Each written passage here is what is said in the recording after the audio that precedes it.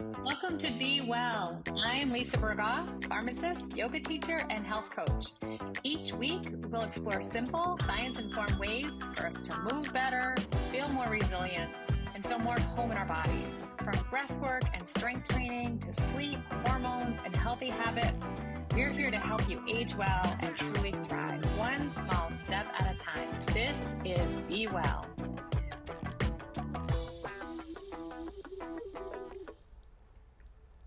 Hi, I'm Lisa Burgaw, and this is Be Well. Welcome. We are recording this show today in the middle of January, and yesterday was Martin Luther King Jr. Day, which was also Blue Monday. It's the middle of January, which kind of the doldrums of winter. It's cold out, it's dark out, and I thought we could bring a little bit of light into this winter, talking about feeling good and optimizing mental health with my friend Barbara Lynch, and she's a licensed clinical social worker, and she's here to help us with our mindset and, you know, talk about things that are important to talk about all the time, not just in the middle of winter. So thank you for coming, Barbara. Welcome. Thank you for having me. I love that you're here. Can you please share just a little bit about you, how you became a licensed clinical social worker, a therapist? Sure. When I was in college, I knew that eventually I'd like a career helping people, and I wasn't really sure what direction that would take. So I was a psychology major. My mom was a teacher, and my mother's brother was a psychiatrist. And so he took a real interest in where I was going with all of this, and we had some really long conversations, and he really encouraged me to do it. And he encouraged me to get a degree in clinical social work because he felt that that was the best training, and it was a flexible degree. Nice. And you can go in a lot of different directions. He felt that I'd be, you know, never without a job, which was true. Yeah. And he was right, and I liked the idea that the social worker sees an individual as a biological unit, a psychological unit, and a social unit. As a whole person. As a whole person, because people have a context. Yeah. And we have to understand that first to be able to help them. I love that. Mm-hmm. And I love too that you look at the whole person, because there are different, you know, factors that affect different phases of our lives and different decisions that we make. Yeah. Absolutely. So you were sharing a little story more about your uncle. How he died. He died not too long ago. He died in June. He was 93. He worked up until his late 80s. Oh my. He worked part-time. He was at the University of Virginia. He was on the staff there. He taught. He had a private practice. And over the years, he worked less, but he really enjoyed his relationships with his patients. And so that was a great thing. So we would always sort of share stories and have a few laughs. I love it. What I really liked about him was that he, way before anyone else, embraced this idea. He was physically active on a regular basis. And so even in his late 80s, he practiced Tai Chi and yoga, and he became a Buddhist. And he was just a very interesting guy. Did he speak at all about that mind-body connection? Absolutely. Yeah. What happened was when COVID hit, his primary care doctor told him, "You really can't go to the gym. You're high risk for catching things."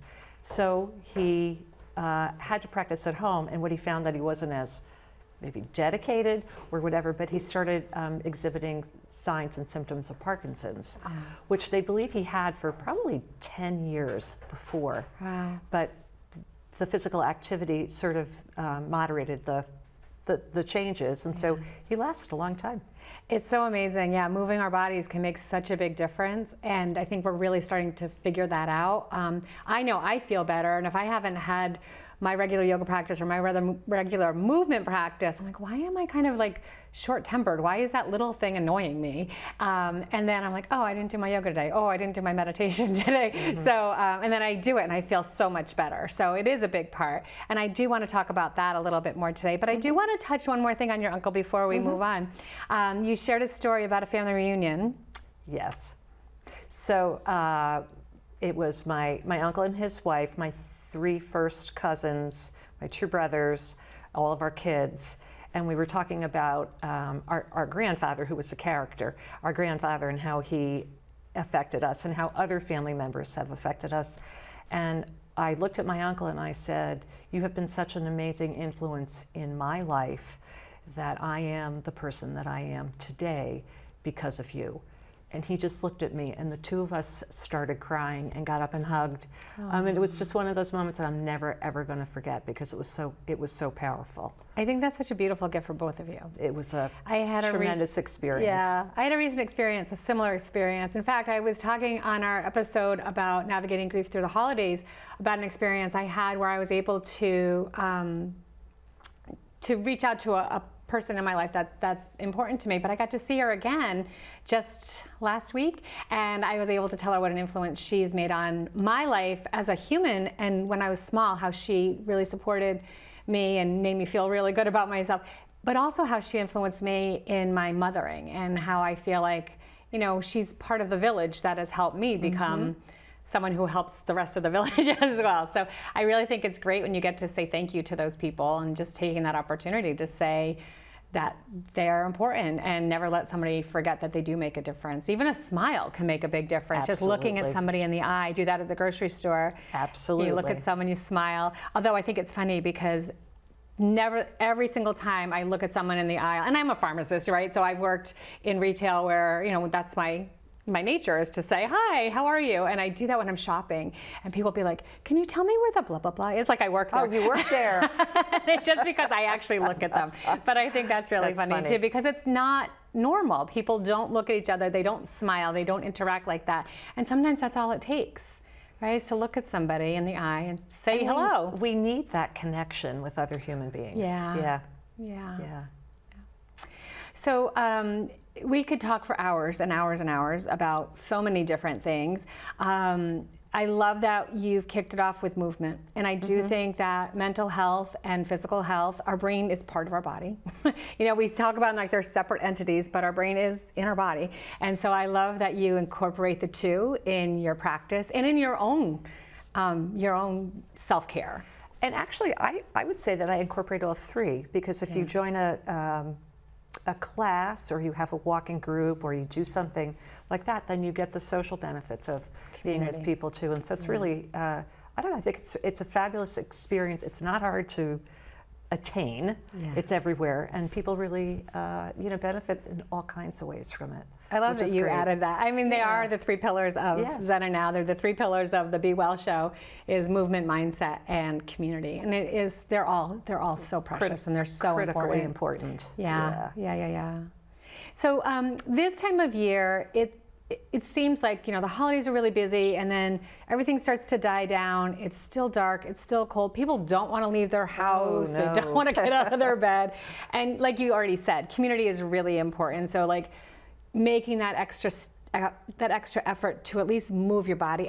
And we talk about this a lot. It doesn't have to be any quantification of movement. Just say, I move my body every day. Right. It doesn't have to be, I'm going to exercise for 3 hours a day, 7 days a week. And that's so unattainable. And then you're going to, this time of year, quit. You're going to make your New Year's resolution 3 weeks, and you're going to be like, I'm done. That is why this is a hard time of year. Yes. The resolutioners are no longer at the gym. Yeah. They're like, that was too hard. I'll wait till the weather's better. But I think, and you mentioned this off camera, we were chatting a little bit this morning after yoga, and you were saying, just moving your body a little bit. That's right. That's all it takes. I'm sure we've all had that experience of just being cranky this time of year and not really understanding, what do I have to be cranky about? And it's just that your body and your psyche and your soul are sluggish and really need some care. And that's normal. It is normal. And you're not alone, normal because it's dark and it's cold, and and the fun's over. The holidays are all behind us, and right? fun is exhausting. Fun is exhausting. Fun can be so exhausting. And then also, what I've seen, at least this year, there's a lot of illness, cold, flu, COVID. So people are not feeling well. They're not keeping up with their regular routines. True. So you were sharing a little bit about your morning routine, a little snuggly setup so you have. On mornings when I don't get up and exercise immediately, I get up out of bed when I wake up, because I'm not good at just kind of laying there. But I have a little routine. I drink water. I eat 10 almonds. I turn my gas fireplace on. I get my phone and I play Spelling Bee. Connections, Wordle, those games, letterboxing. I play four, Funny. and I do those in the morning because I feel like it's sort of jogging my brain awake. Yeah. And all those games, they really test different cognitive functions. So when I get frustrated with one, I think time to switch over to something different. So it's good. Yeah. And then I'm ready to take on my day. That's wonderful. So. Yeah, and also, I mean, we're talking about just in general, people feeling a little bit sluggish, a little bit low, a little bit sad, seasonal affective disorder, sad, right? But you may have other things going on. Maybe you have a loss. You know, I've seen a lot of people over the holidays have lost, or it's their first holiday without their loved ones, right? So now the holidays are over, now the people are starting to disperse and you're back alone. So I feel like that's something that we could chat about too, and how we can, when do you come see a therapist? When do you, and I'm gonna back up a little bit. We were talking off camera also about the stigma of seeing a therapist. Right. And now what I feel like is we go to, we get a coach for everything. We get a coach for our business, we get a coach for our movement, we get a coach. A therapist is like your coach, it's your mental health coach. Absolutely. And it really is more maintenance and staying well than trying to reverse it. So yeah, a therapist can really, I don't want to say just be, but a therapist can be the person who knows your whole story, who knows your struggles, who knows where you want to be, who knows where you were before, who knows what's going on in the moment, and to be sort of your head cheerleader. Yeah. And also your mean mother, by saying, didn't we already talk about this? Like, I thought we worked on that, that kind of thing. But that is a real benefit of knowing people over time and through different circumstances. Most of us therapists have a unusual ability to remember everything. That is part of a conversation, not necessarily read, but if someone tells you something, you remember it.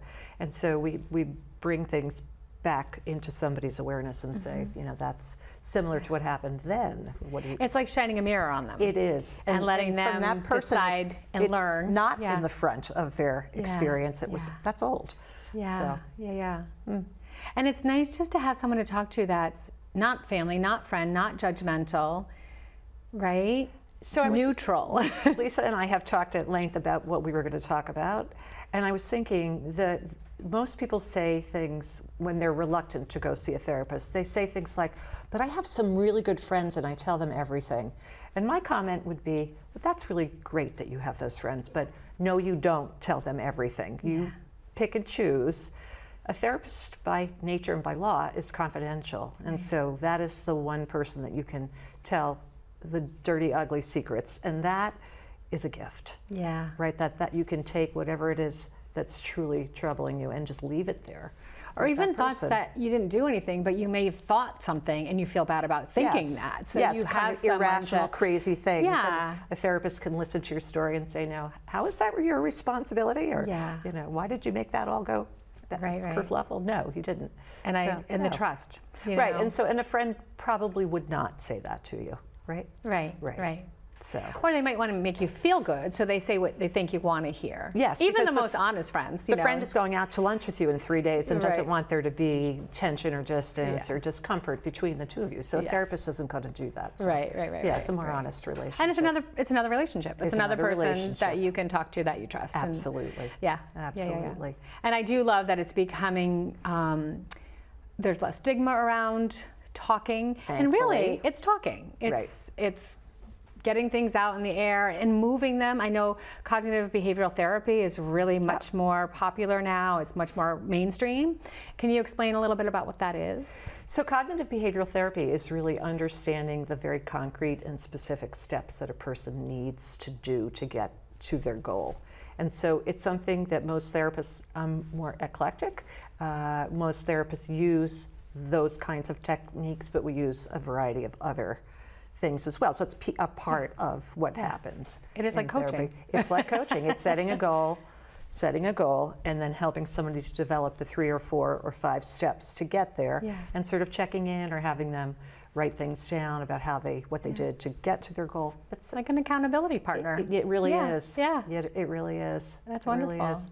It's the group of people waiting at your street corner at 5:30 a.m. that are supposed to walk with you, and if you don't show up, they call you. Right. It's the same kind of thing. You know, we all need a little monitoring. Yeah. Right? Yeah. So. Yeah. And it's easier when you know you've got someone that's there waiting for you. Yes, that you will you're show committed. Up. Right. Yeah, You're you've made committed, a and they're commitment committed. to somebody else as and well. the therapist is committed to a client as well as vice versa, which is really kind of nice. Right. Yeah. Oh, I love that. So we talked about a little bit about movement and how important it is to move the body. And maybe we can chat a little bit more about that, about not necessarily setting any parameters around that movement. I mean, you might have goals, like Barbara was just saying, you might have goals and you work with steps towards them, but it could be, instead of saying, again, I'm going to exercise 3 hours a day, 7 days a week, that's not going to be realistic necessarily. And so just cheering yourself on when you hit those little baby goals, right? So, and how it does, when you move your body, you get more blood to your brain. And you might be able to see things a little clearer, right? An amazingly simple feedback loop, right? Yeah. Lisa and I have talked about this woman on Facebook Reels who is, I just think, stellar. She's an older woman, sort of frumpy looking, wears a hat. And it's called Walking with Laura, in case anyone wants to look for it. And she says, I'm taking my stupid daily walk for my stupid physical and mental health. I mean, she's hilarious. She's really because funny. she really addresses all of our excuse-making stuff. And she just kind of says, at the end of your walk, do you ever really say to yourself, well, I'm sorry that I did that? No, you feel good. It's just the fact of movement, and it doesn't matter how far you walk or how often you walk. And if you don't walk that day, you can walk the next day. You're not starting over. Exactly. Right. It's just, she's put such a positive spin on it. I love that. It's I great. love that. And she's been walking, I think, every day for like 4 years, so which is amazing. Yeah. It's amazing. Yeah, I love that. I also love the non-judgmental part of it. You know, you're making a commitment to yourself. You're setting little tiny micro goals or little stacking habits, right? Towards the betterment of yourself, towards feeling better, body, mind, and spirit, right? But cheering yourself on, and then like acknowledging, like some days it's hard, and some days you don't feel like doing it, and you do it anyway, and you're like, so I would say too, like just showing up. You show up sometimes with 5%, or you show up with 100%, but just show up with whatever you showed up with and just give it that.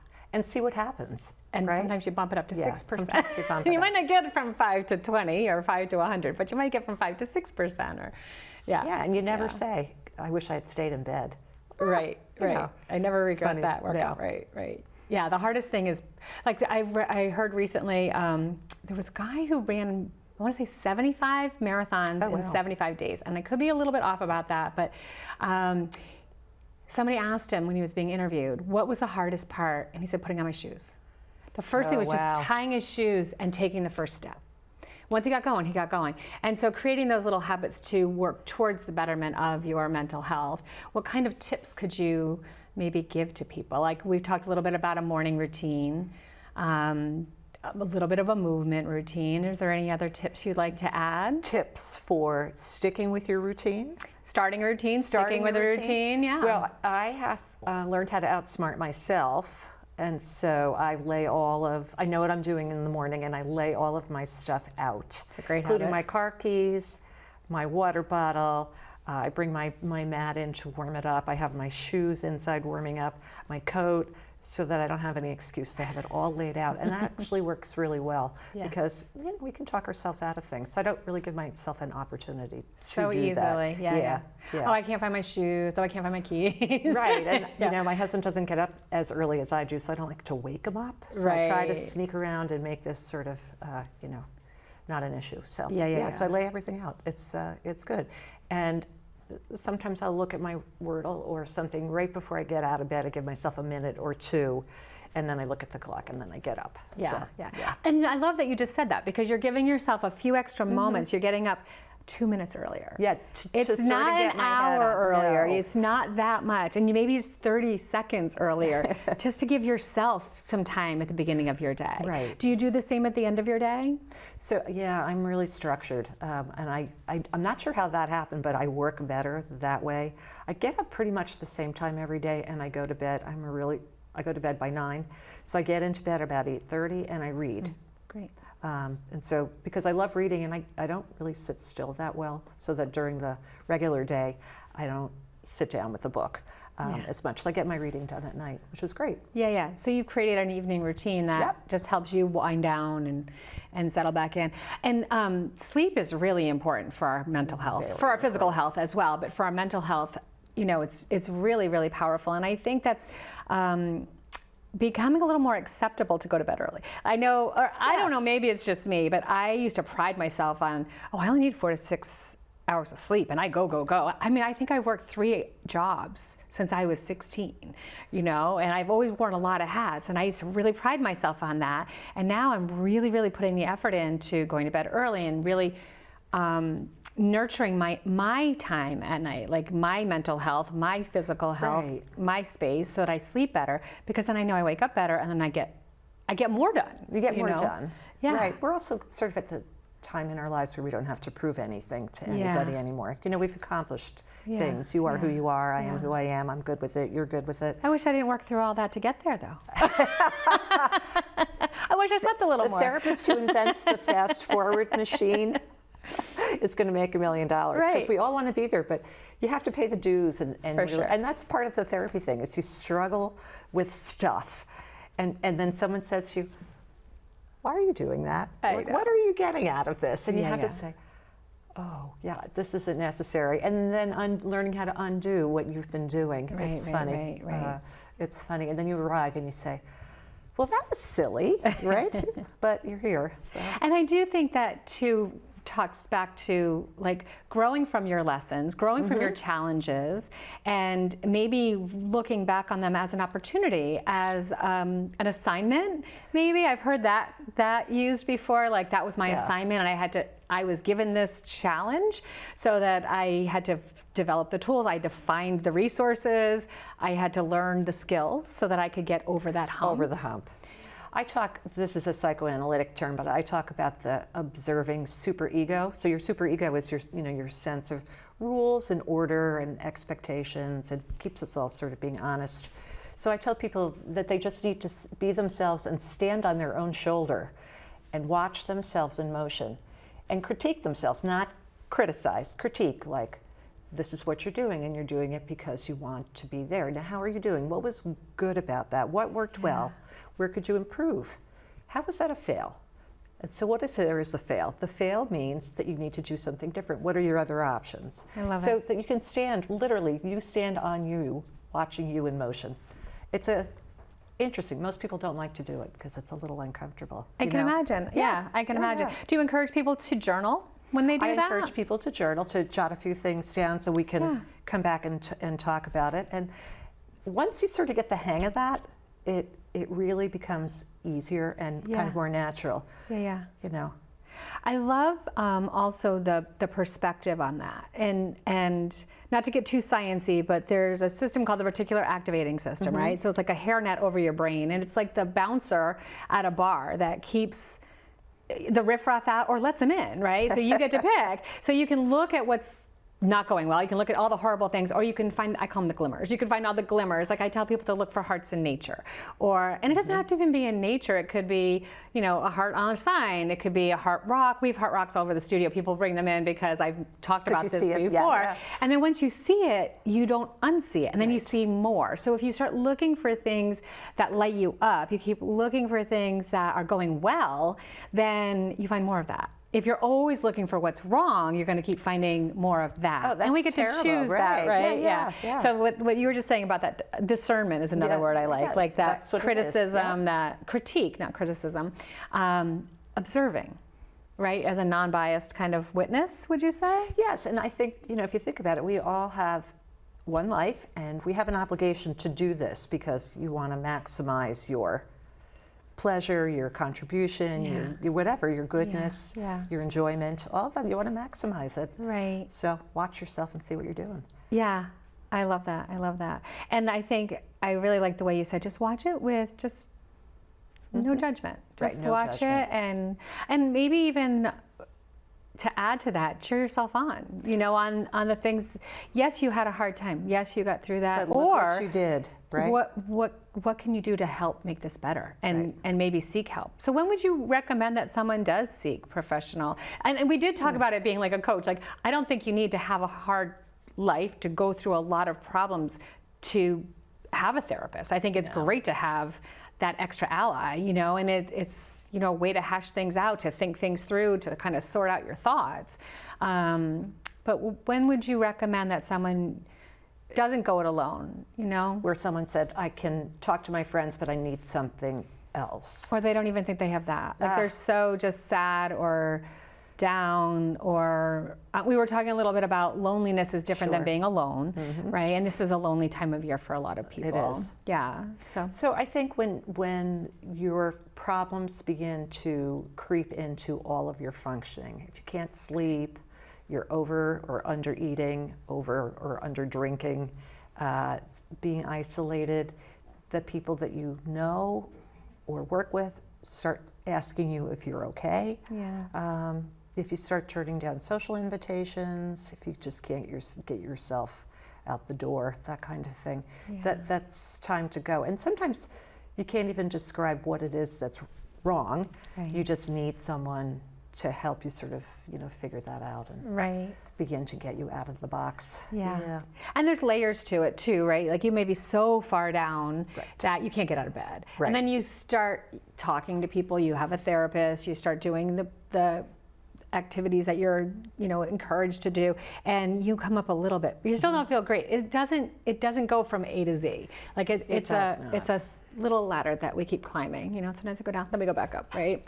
Right. And people can be in therapy or not be in therapy. It's really such an individual decision and time frame. And I think that's real helpful to know that you're not, if you go see a therapist, you're not making a lifetime commitment. No. You're making I'm going to talk with you and we're going to figure out what we're going to do and how long that might take. Yeah. And that's helpful because I think a lot of people are reluctant. And what if so I have a couple scenarios. Like if you have a therapist that you click with, because what I see sometimes is they want their therapist to be their friend and to agree with them. And so, I stay with you because you agree with me. Right. Or they have a therapist that is, like you were saying, being, setting boundaries or giving them suggestions that will actually be for the best of their betterment. And they're like, I don't want that. And so they might be like, I don't want to go back to that therapist, but it really is the best one for you, right? So how do you kind of figure out what's a good fit? Well, and I was thinking way back when I was a co-owner of a big group practice and I would talk to people on the phone and I would suggest that they would come in and meet with a particular therapist and see if it was a good fit. Yeah. And people were surprised by that. And I said, well, before you picked your child's pediatrician, you went and interviewed them, right? Yeah. And they're like, oh yeah, that's true. So you have to be comfortable and it has to be a fit. And a therapist really has to stay clear that they're not a friend. Yeah. And so if someone is reluctant to do the homework assignments, that shows up in their behavior. They come every week or whatever and they're not doing what they're supposed to be doing. Then we say, well, that's grist for the mill. That's something to talk about. And usually you can sort of uncover why that isn't going well and maybe change it up so that it's more productive. Yeah. I think with anything, finding the little things that work and getting that first thing that works. And then you're like, oh my gosh, I feel so much better. Even if I don't feel so much better, I feel a little bit better, but that actually worked. And that's something I can do. And then they do another, and then they do another. And I feel like it's a journey, right? Well, and what therapists hold out for people is hope. Yeah. Right? Because we have a perspective on you, the client, that's very different than you have on yourself. We see the whole thing. We're out here. We're not involved. We're out here and we can say, but you did that well, or last year you were doing this, and you can get back there. We hold out that hope for people. I love that. I love that. So what parting words do you have for our viewers today? I know it's hard, but get outside. Get outside. The vitamin D and fresh air is good for your mood, good for your sleep, good for your digestion. It really will take the cranky out. And move. Find a friend to move with. Do something fun. Try to do it regularly. Yeah. I love that. I love that so much. Thank you so much for coming today. Thank you for I hope having this me. is helpful for you at home as well. If you're feeling a little Blue, you're not alone. It's Blue Monday this week, right? So it's about days are getting longer. We've already had the winter solstice. The days are getting longer and longer and longer, and you don't have to go it alone. There is help out there.